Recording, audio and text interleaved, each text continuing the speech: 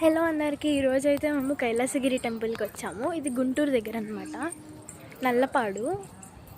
చాలా బాగుంటుంది ఇక్కడ గుడి కదా. శివాయ గుడి స్థాపించి 23 సంవత్సరాలు అయింది. ఇది 23వ సంవత్సరము. మా మావయ్య గారు అయిన వీరరాఘవరావు గుప్తా స్థాపించారు. ఈ గుడి వచ్చిన భక్తులు కార్తీక మాసంలో బాగా జరుగుద్ది. అభిషేకాలు, అలంకరణలు ప్రతిరోజు నిత్యాన్నదానం కూడా ఉంది ఇక్కడ. అభిషేకాలు, అలంకరణలు ఉంటాయి.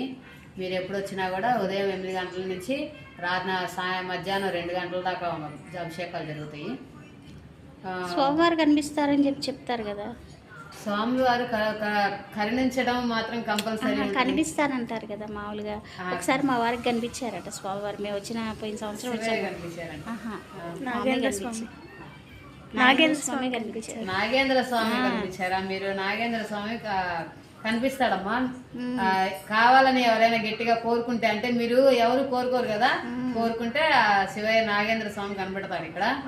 వచ్చిన భక్తులు కూడా వాళ్ళ కోరికలు నెరవేరాయని మళ్ళీ మళ్ళీ వచ్చి ఆ స్వామివారి కృపకు పాత్రలు కాదు. ఓం నమః శివాయ.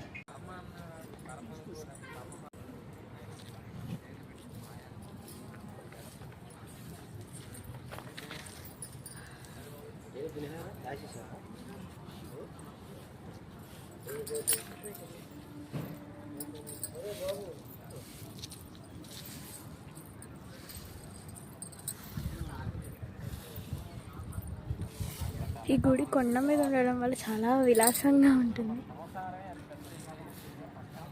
Fresh air. మమ్మీ చక్కగా కూర్చుంది. అదంతా బాగుంది కదా.